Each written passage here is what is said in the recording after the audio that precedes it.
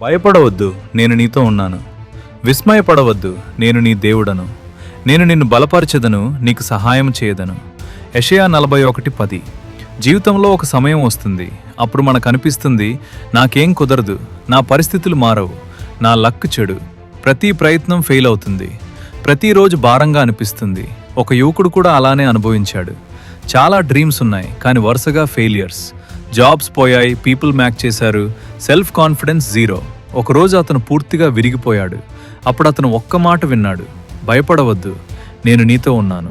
అది దేవుని వాగ్దానం. అతని పరిస్థితులు వెంటనే మారలేదు, కానీ అతని మైండ్ సెట్ మారింది.